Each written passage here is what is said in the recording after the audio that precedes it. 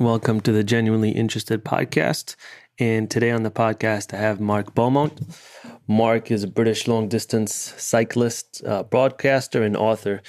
And he holds the record for cycling around the world, completing 18,000 miles in under 80 days. Basically, just cycled around the world, just like so many of us do on a regular basis. No, Mark is a extreme athlete that does unbelievable things that I think inspire a lot of other people. So I watched his documentary, Cycling the Americas, like 8 or 9 years ago. And that was a real eye-opener for me. And I remembered, the documentary and him all these years after. So, he's an inspirational character.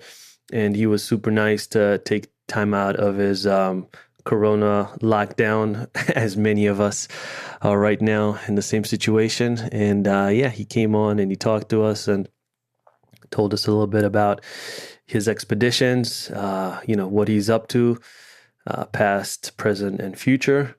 And I had a great time talking to him. Again, there were a few minutes of a few connectivity issues. I don't know if right now all the internet providers are just at their maximum capacity or what the issue is, but perhaps I'm going to have to try to use a different platform. We'll see. But I think the audio at the end is pretty smooth. It's just for me, was a little bit difficult to hear what Mark was saying at a few moments, but I think overall we were pretty good. And again, I had a great time, and I hope you guys enjoy the podcast. If you guys have any, requests, someone you'd like to have me talk to, chat on the podcast with, just feel free to shoot me an email. I'll have the email in the show notes. And without further ado, here's Mark Beaumont. Hey, Mark, how you doing? Yeah, fantastic. Thanks for having me on. Yeah, man. Thanks for coming on the show. I've actually been a fan for a long time. I actually watched you on The Man Who Cycled the Americas, I think like 7 or 8 or 9 years ago, like a long, long time ago. And you were the first. Yes. I did that trip about 10 years ago. So it's amazing just the way media is these days when people catch up with the adventure, with the journey. I've been pedaling and taking on these big expeditions for 15 years, but it's so cool when people come up to me and go, "Hey, I just heard about what you're up to, and I saw your film from like 14 years ago." And that's neat. I've been to like 130 countries now, and people keep getting involved at different stages. Yeah, I mean, it's pretty amazing. I remember I saw it, and you were kind of like, I don't want to say a catalyst because it's not like I've done any big adventures, but I've definitely done small mini adventures. And I think you were one of the first guys where I saw them and I was like, oh, that's pretty cool. All right. And you kind of planted that seed in my head. I mean, were there any people like that for you? Were you watching them growing up and you're like, oh, wow, that's amazing. Like, that's something I want to do? Yeah, and I kind of grew up reading about Victorian explorers, people trying to discover the Northwest Passage and trying to find new routes across the planet for trade. And, I was quite inspired as a kid just by like the proper early Victorian exploration stuff from the 17th to 18th century. But you got to keep in mind that I was a homeschooled kid. Like I wasn't getting out of the farm. Like I was in the Highlands of Scotland. I was, it was myself and my two sisters. And so our reference points, our inspirations were pretty limited. It was basically just the books I read. I wasn't out there in the playground talking to people, or, we didn't really watch much television. I wasn't really tuned into competitive sport. I didn't really have normal childhood or inspirations. I was just kind of living on the farm and reading stories about people, exploring the world, which was quite cool. And then, I grew up and kind of did it my own way. Yeah, I mean, Scotland's pretty, at least probably the north part's pretty outdoorsy, right? I'm assuming there's a lot of outdoors activities, mountaineering, climbing, maybe some water activities. Yeah, I mean the beautiful thing about Scotland, for those that don't know it, is pretty small, so it's pretty accessible. You know, Mm-hmm. we've got nearly 300 mountains which are over Wow. 3,000 feet. We call them Munros, so they're beautiful mountains to climb. I grew up next to a ski resort. Do you know what? It's probably not dissimilar in terms of terrain and climate than parts of upstate New York, Really? because you've got the beautiful lakes, you've got the rivers, you've got the trees, you've got proper seasons. By that I mean you've got winter sports, you've got summer sports. You know, I grew up riding horses, riding bicycles.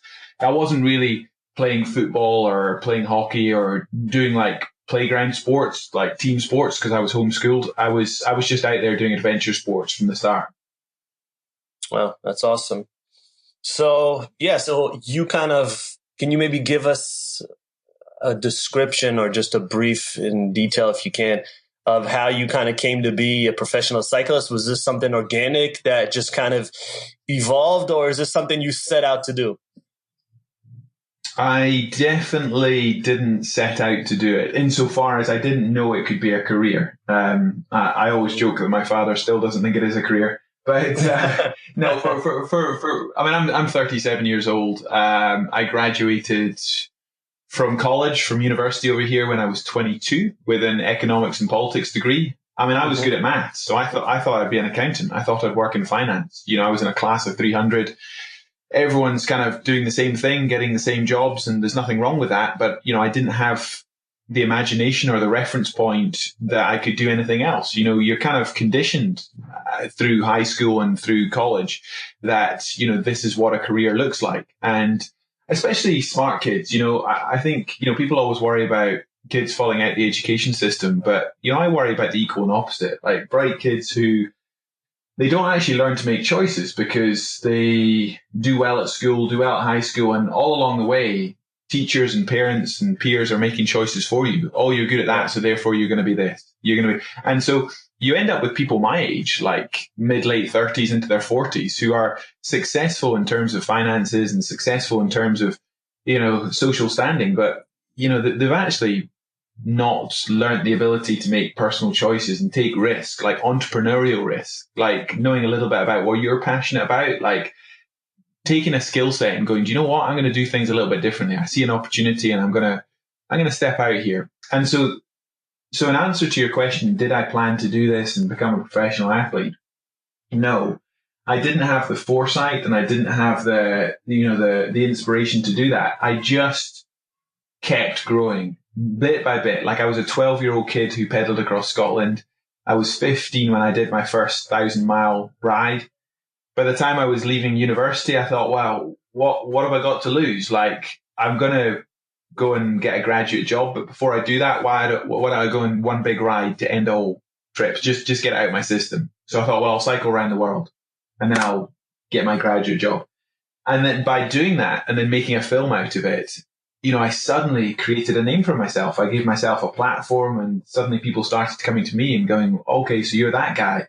Can you go? And, you know, that's how the Americas trip happened. The one that you first saw me on, you know, that was my Yeah. second major expedition, 9 months.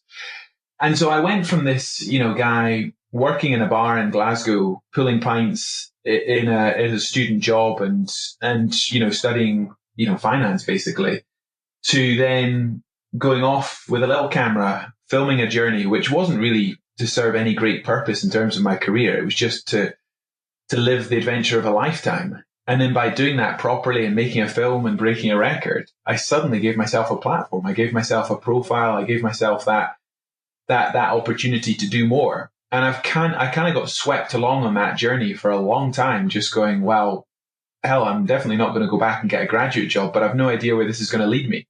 And I probably spent most of my 20s looking over my shoulder going, where do I fit in? Like, how do I transition back into the career I'm meant to have? How do I do the things which are like socially expected of me? And then I got married and my two daughters were born. And by the time I was early 30s, I was a lot more comfortable in my own skin. I was starting to think, okay, you know, this is who I am. You know, I've built an audience. I've got a real passion. I love what I do. You know, I think there is a greater good from not just taking on these ambitions, but sharing the stories, you know, the global audience around these things, that it's worthwhile, it's meaningful. And, you know, I'm no longer comparing myself. I'm no longer, wondering at what point I'm going to get a job.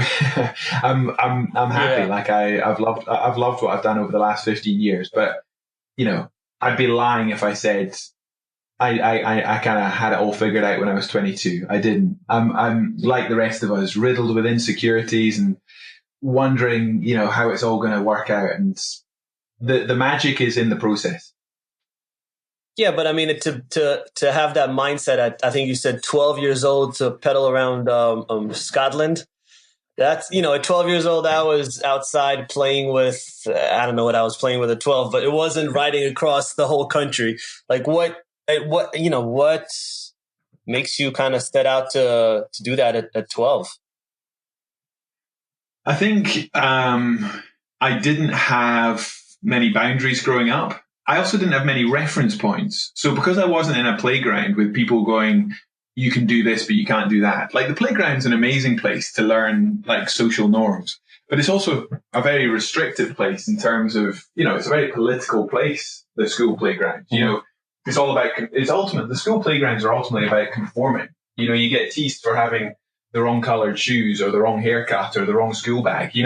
It doesn't really promote individuality. It's only once you graduate from high school and then head off into the big bad world, you realize that, your individual traits and passions are what set you apart. Whereas a lot of that can get squeezed out of children because they get picked on. You get bullied for being different. So I guess being homeschooled and, my two friends were my two sisters for the first 12 years of my life. I didn't have anyone telling me I couldn't do stuff. I didn't have normal boundaries. Like every morning there was a farm to run. So we would go out and, we'd milk 60 goats. We'd sort out, about 15 horses. We would collect eggs from 200 chickens and grade them. And, we had a farm to run. And then I probably spent a couple of hours around the kitchen table doing my subjects. And the rest of the time I was back out on the farm, riding my bike, pitching tents, just living in the wild. So when I proposed, I actually read in the local newspaper about somebody who had cycled the length of the UK, the length of Britain. And I just thought it was a cool idea. I had no idea how far that was. I had no idea what was involved. But I presented it to my mum and dad and said, can I do this? And my mum jokingly said, look, you've never really cycled off the farm. Why do you try something smaller first? But I mean, I had no idea. I had nobody in my life telling me I couldn't do it. So why not? So, with her support, I got on my bike, and we pedaled across Scotland. And, it wasn't just the ride that I loved, but it was the planning of it. Going door to door, doing fundraising for some charities. And then afterwards, getting my story in the paper, at a time when I was starting to go to high school, I was transitioning from homeschooling. I had a pretty rough ride in the playground. You can imagine, I'm pretty socially inept. I've never socialized before. I'm really struggling to adapt to my new environment. But journeys, adventures, planning these projects was something I was good at and something I was proud of. So it sort of became an identity through my teenage years when I was terrible at rugby and football and all the things that you're meant to be good at. Yeah. Yeah, I think it's so important for parents to not limit their kids. There's a lot of parents that think, oh, no, my kid should go in a certain direction. I don't want him to experiment with these type of things, or I don't want him to maybe follow what he really likes because I think that this is the path that he should be going on. And they say that, parents know best, and sometimes they definitely do, and sometimes they definitely don't. So it's great to hear when there are parents out there that do encourage their kids to just follow their passion, regardless of if it's something they're interested or not, or regardless of if they think they can make a career out of it, but just for the heck of it, just because that's something the kid wants. Yeah. I mean, I one of the things I'm most proud of in my life so far is the fact that when I graduated from college, the first person that worked for me full time, did so for 12 years, was my mum, Una. I mean, I've now got a 6-year-old and a 3-year-old. I can't imagine the day when they employ me, when I become part of their team. But it's so cool. It's so cool to have had that, parental relationship growing up. Sure, we had good times and bad times and the rest of it. But to have a connection where in your early 20s, as you set up your entrepreneurial career, you can rely on your mum to work alongside you, to be your teammate. And, lots of other people have joined my teams. In my last project, I had about 40 people working for it. But to have family at the heart of what you do, shows a real trust. And, it's not like my parents were athletes. It's not like they knew anything about broadcasting or adventure. They were farmers. They lived on the farm. But, mum in particular, she didn't say no. She was very guiding. And by the time my two daughters are 17, 18 years old and have some of these ideas of their own, I simply hope that I've had enough shared experiences with them that they've got the toolkit to make their own decisions. Like if they end up being book smart, great. But I would much prefer they learn how to make choices, to back themselves, to spot opportunities, to take calculated risks. So I don't want to be one of these really protective parents that then, telling my kids in their late teens and early 20s not to do stuff. Because by that point, you don't have any influence. You literally don't have a say. The best you can do is have lived your life with them to the point where, they know how to make decisions. They're socially intelligent. And I think that's way more valuable. I'm not undervaluing the schooling system. I did pretty well at school and college and university, but I think what people dismiss as the softer skills, that sort of entrepreneurial risk taking is way more valuable long term, certainly in terms of your happiness and sense of worth. Yeah, I think independent thinking is one of the most important tools you can have. I think also that traveling is one of the best forms of education. I think people that travel and get to engage with other people, other languages, cultures, food, I think that's something that enhances, your ability to not conquer the world, but definitely interact in a better way. And that's probably something that, you figured out along the way as well, right? Because you said you've been to 130 countries. I mean, that's more countries than most people travel to.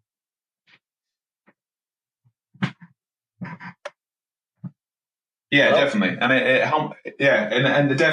humbles you as well. You, as a younger person, you think you know the world from the pages of a book, but then the more you travel, the more you realize there is to know. But the other really powerful thing about travel is you kind of join up things. Like when you don't travel, you read the news and you divide the world. You see how different it is. You talk about the differences in language and culture and people and places. And the more you travel, the more you appreciate the similarities and the commonality. You don't trust your neighbor if you've never met them. And I think that awareness in business and in life is so powerful because, it goes without saying there's more than connects us than divides us. And if all we ever do is read the news, then we wouldn't leave our front doors, would we? But, we need to, especially at this time, more than ever before, learn to make our own decisions and be worldly wise, but ultimately be trusting. There's some big questions going on right now about,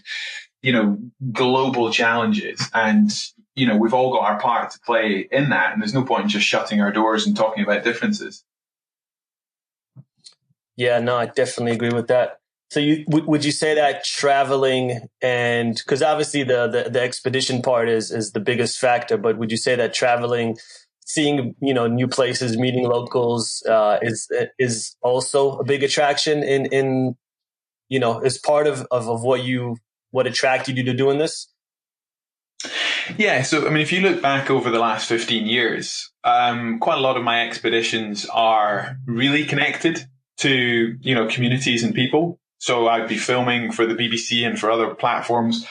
Some of the US channels as well, like CNN, I've done projects for where, meeting people along the way is massively important.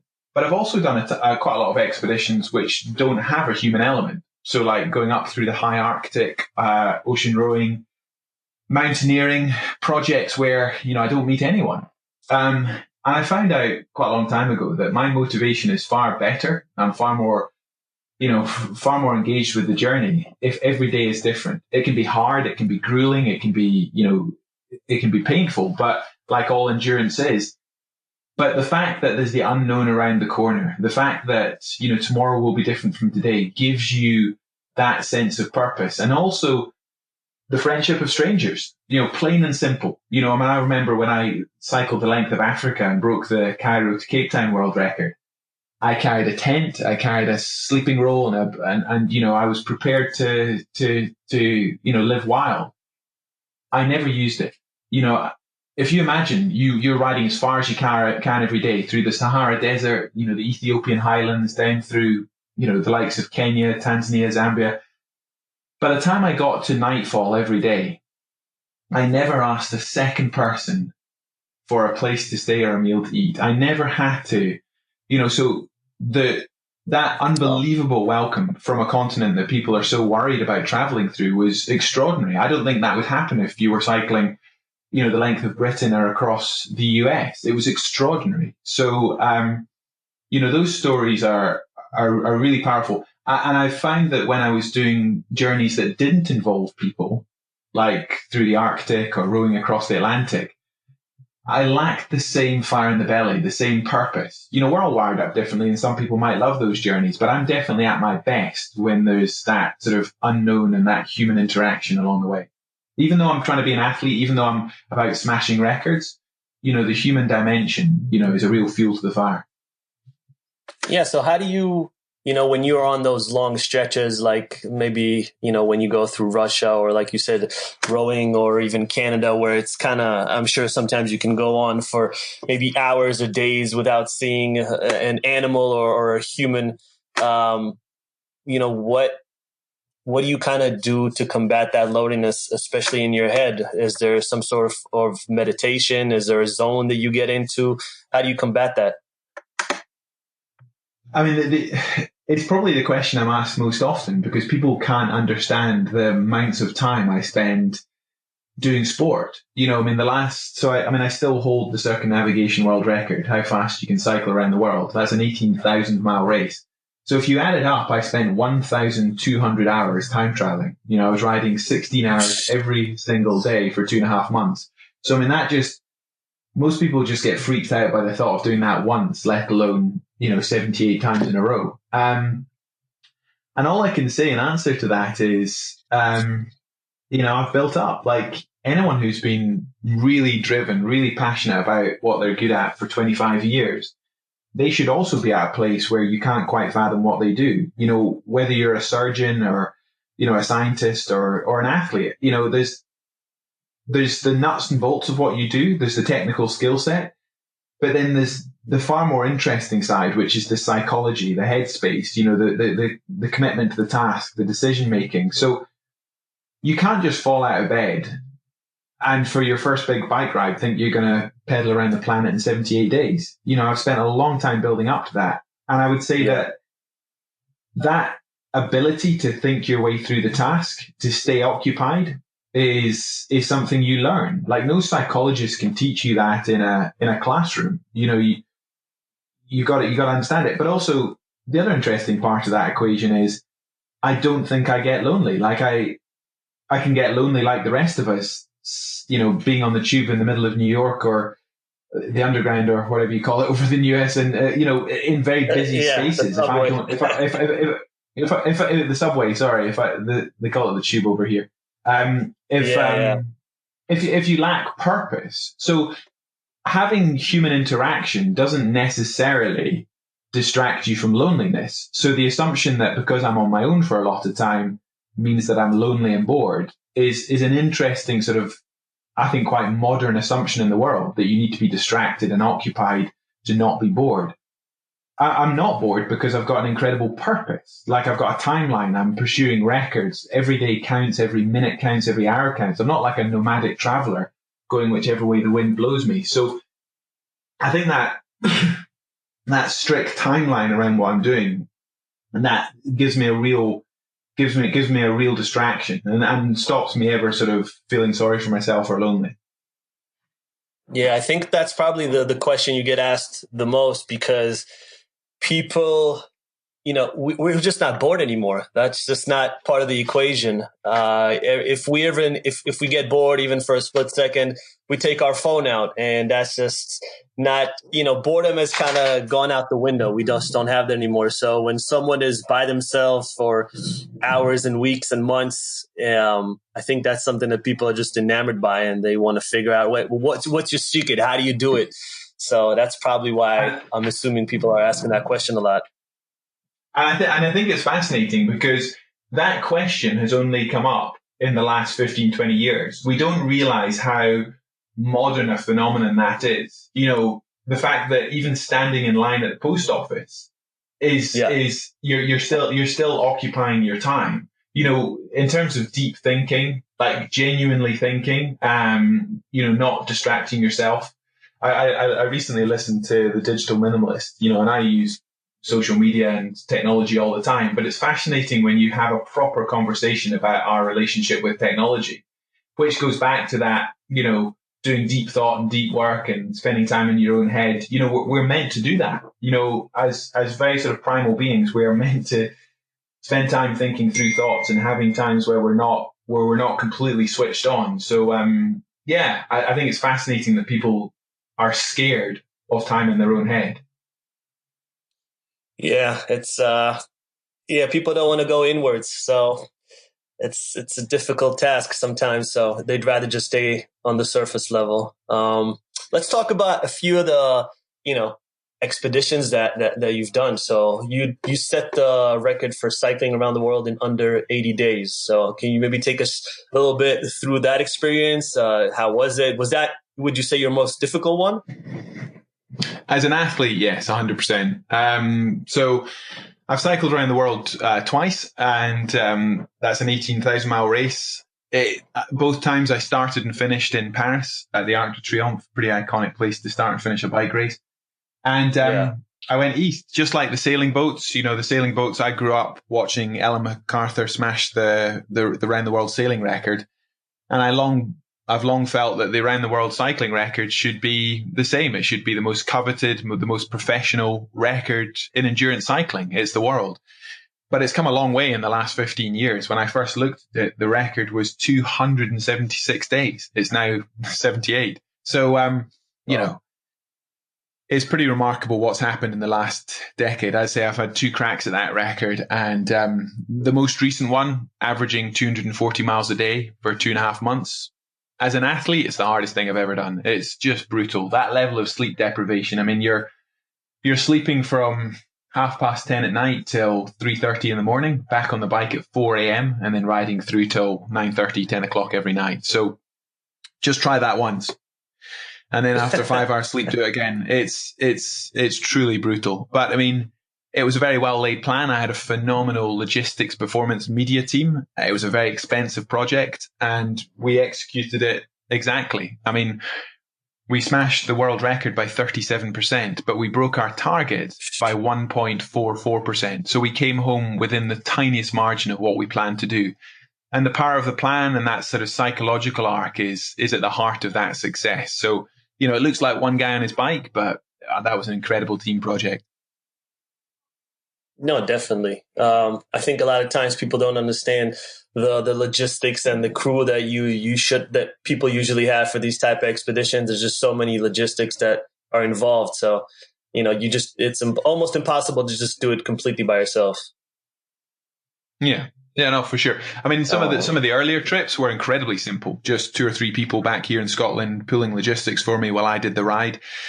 But, as things have scaled, especially on the broadcast production side, it gets a lot more complicated. And, there's no wrong way to do a bike ride. If you want to just get out there on your own and, ride across a country or a continent, you can do that. But if you want to take an audience with you or you want to break a record, it scales up pretty quickly in complexity.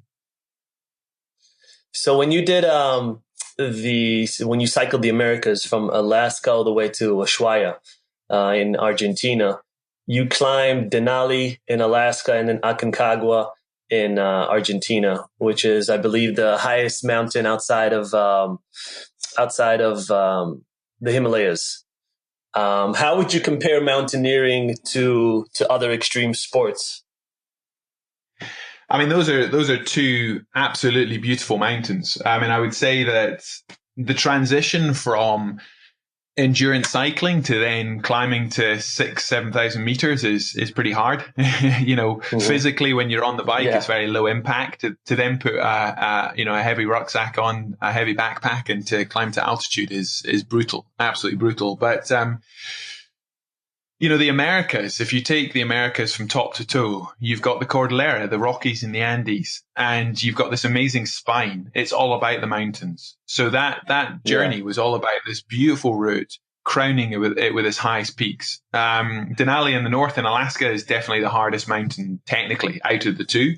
I was actually back in Chile a couple of months ago, climbing Chile's highest mountain. It's called Ojos del Salado. And it's only a little bit shorter than Aconcagua. So it's 6,893 meters. And you'll have to do the translation in the show notes because I'm all metric over here. But it's a high mountain anyway. So that's also the world's highest volcano. And the idea was to climb to the top with bikes and then to do the world's longest free ride. So basically to descend from nearly 7,000 meters all the way to the Pacific through the Atacama Desert. And that, rather than just going out there to climb a mountain, which is, beautiful and interesting, but to combine it with my other passion, i.e. cycling, is always the way I try and do things. Like if I'm climbing a mountain, it's not typically just happening on its own. It's part of a wider journey. So whether it's, as I say, combining that with a ride through the desert all the way to the Pacific, or the Americas ride, which was about linking up those two great climbs. I've done a fair amount of mountaineering. I used to be a ski instructor and live in Italy in the mountains. But for me, it's always been about how you can do a journey through and including the mountains, as opposed to just going, right, let's climb that one. Yeah. Italy right now is probably not the best place to be a ski instructor, so it's good that you're not there anymore. No, I've got a lot of friends over there still, and they've really faced an incredible lockdown, a huge challenge. So my thought and love goes to all my friends back over there. Yeah, we actually just kind of narrowly escaped that. I went snowboarding in Japan in late January, and then we were in Italy in about I think we came home like mid-February, and then everything just went haywire around like end of February. So I think we missed that window for about maybe a week or 10 days. So we were pretty lucky actually. Yeah. No, we're all faced with this period now where we're stuck at home, reflecting on, what we've been up to recently in terms of major journeys. I'm still collecting my thoughts and edits on the back of that Chile trip. It sounds like you had an amazing journey there as well. And trying to figure out what the future looks like, for all of us, in terms of these major projects and sharing the story. It's going to change. It's going to fundamentally change after this period. So, I'm sure there'll be some silver lining. There'll be some opportunities, but there's a lot of hurt right now as well. There's a lot of challenges, especially when your life is tied up in, sport and travel and events. Yeah, I know that, as far as even just financially, I know a lot of people are suffering and jobs are being lost. So it's, I hopefully, like you said, silver lining and something is going to prevail that is going to be good. But right now, I think a lot of people are having problems seeing that silver lining and seeing this, because we don't really know when it's going to end. It could be 2 weeks. It could be 6 months. So everyone's kind of just locked in their houses and trying to, I don't know, better themselves, still work out. There's so many like these challenges I'm seeing online and on social media. And there's a lot of people that are trying to be motivational and inspire people to keep working out and keep bettering themselves. So I think maybe that'll be the silver lining, where we see that, we can still be a community and people still want to help other people. If it doesn't matter if it's online or in real life, but I think that might be one of the silver linings, but I guess we'll see with time. Yeah, absolutely. Absolutely. I mean, it's a collective experience. I mean, nobody in the Yeah. last 100 years has experienced anything quite like this. So no, it's far too big and complicated for any one of us to figure out. So at times like this, our immediate thought goes to I think of it in terms of like a target. At the heart of it, you've got your own family, and then you've got your local community, your business community, the wider country, and then the global community, and how those spheres of influence, overlap each other and change going forwards is fascinating. But in one way, it strips us back to, very, very simple human interactions. The fact that we can't interact right now is interesting because, we're allowed out once a day to exercise or to go to the shops if we have to. But apart from that, we're in lockdown. But, when I went for a run yesterday and other people were out, although not very many, people aren't even looking at each other. There's that immediate, people are closing their world down, just staring at their feet and just looking after themselves. And I get that. That's what we're being told to do by the government. But the most human want is to interact and to be acknowledged. So, the simple ability to actually look at somebody in the eye and smile, to be smiled at, is such a powerful gesture. And so, yes, we've got, global financial institutions to worry about, and the economy and people's health. And, sadly, so many people will perish through the COVID.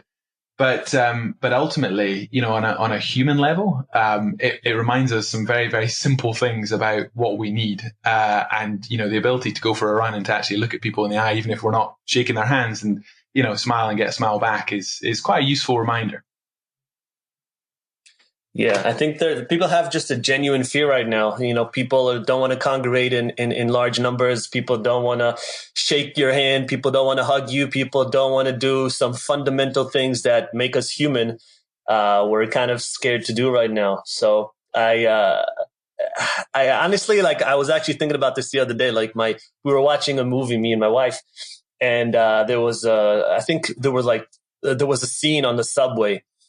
And I kind of looked at her, and she was like, "Look how many people are on the subway together." And this was a movie from years back, but it's just, she had this just initial, visceral reaction to seeing people congregate together. Yeah. And I'm a little fearful that that's something that's going to take some time for people to get over. So I don't know. We'll see how this whole thing plays out.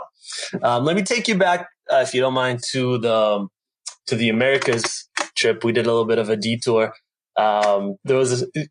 Just because, like I said, I was a fan. I kind of grew up watching those documentaries. So I've had so many questions over the years. I think one of the questions I had, excuse me, was, and this is something that I go through when I go hiking, but when you were in Canada, I think you had a lot of bear encounters.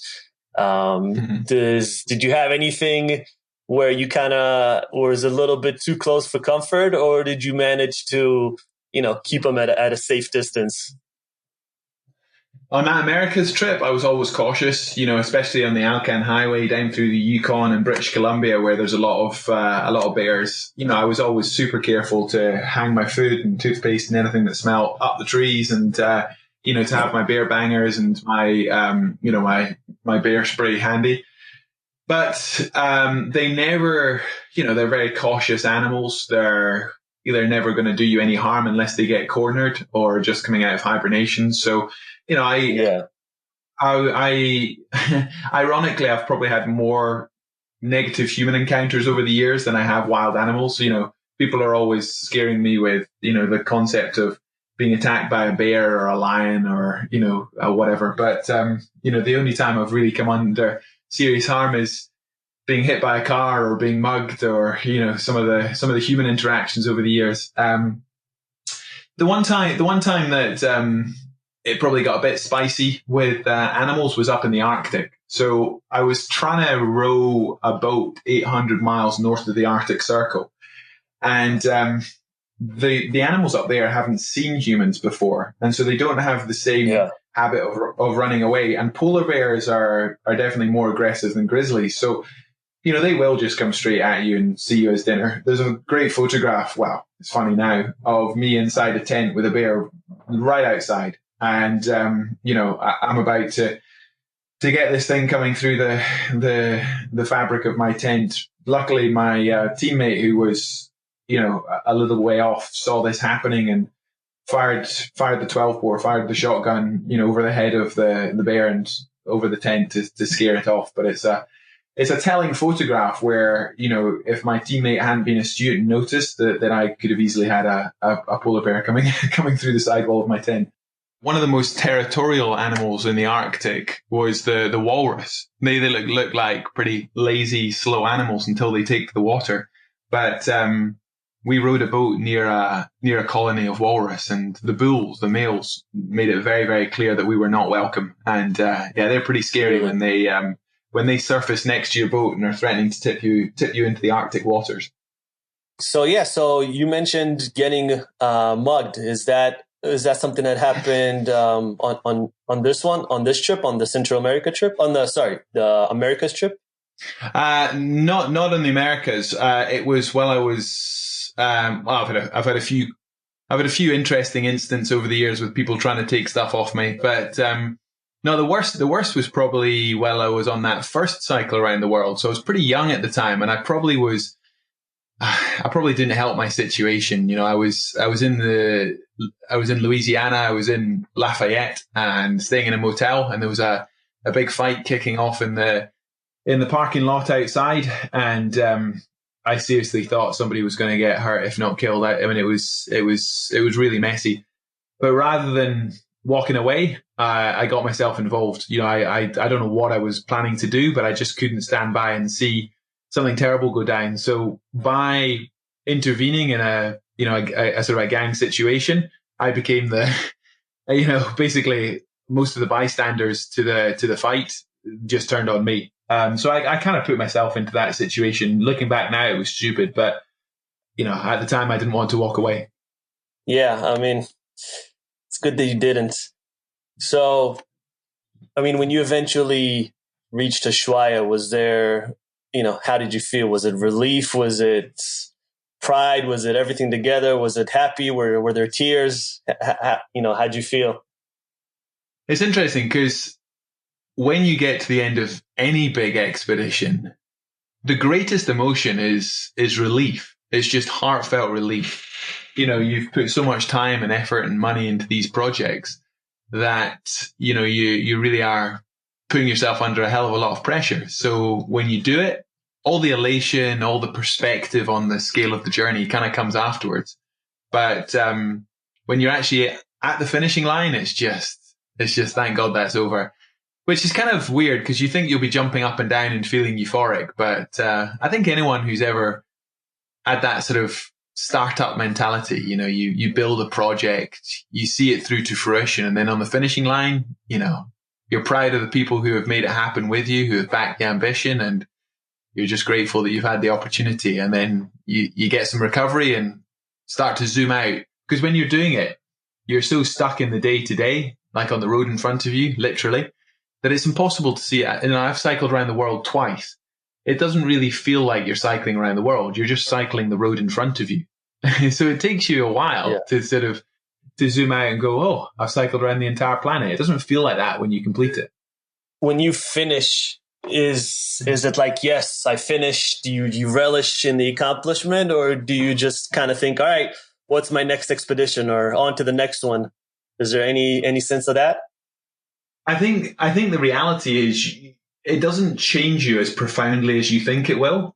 Everyone else changes how they see you. You're suddenly this record breaker and this round the world cyclist, but you don't suddenly see yourself any differently. And so, it's kind of weird, like readjusting to the fact that, you've got a certificate on the wall that says you're the fastest and all this stuff, but it doesn't fundamentally change anything about yourself. Maybe you've changed in small ways, but you've changed because of the people you've met, the experiences you've had, not because you broke a record.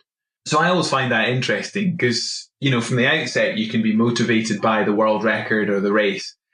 But once you complete whatever that is, you're very much affected by, the things that happened along the way, as opposed to that final moment in time. The final moment in time defines your career. it very much defines how other people see you. But the self-awareness, the self-perception doesn't really change because, I don't think we're wired up that way. You talk to an Olympian and they're exactly the same. They're like, the way the world interacts with people can change a lot, but the way you see yourself, we're all human. We all have mental health. We all have good days and bad days. So you don't just finish one of these big projects and live on cloud nine and feel smug about life. Life goes on and you need to find new purpose and you need to get into a new routine. So no, it's quite a healthy process to just sort of decompress after these big projects and just try and figure out where you put your energy next. So you think the grit and determination that it takes to finish a cycling expedition like this, do you think that's transferable to the real world, to the business world, or entrepreneurial world? I know that you run workshops. What are the kind of some key insights that you give these business people that you kind of go through during these cycling expeditions?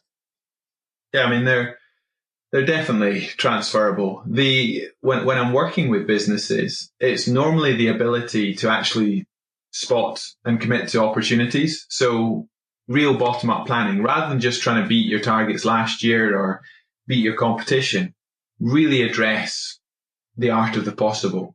With all the inputs that you've got, with the human resource, with the finance, with the timelines that you're working to, like what should be possible? And then, committing to that plan as opposed to just saying, well, if we do better than we did last year, that's okay.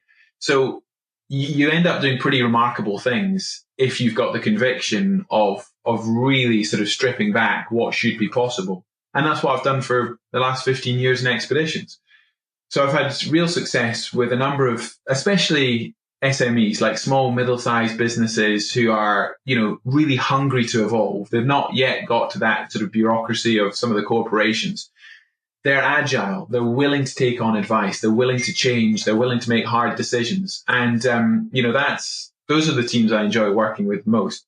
But it's not just theory. I do it with my own businesses as well. So people know me as a bike rider, but I've got my own innovation investment fund, which backs early stage businesses in Scotland in technology and science and engineering. So that's nothing to do with being an athlete.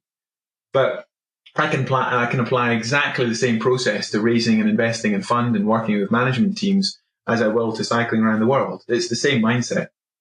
So what kind of startups or what stage are you looking for?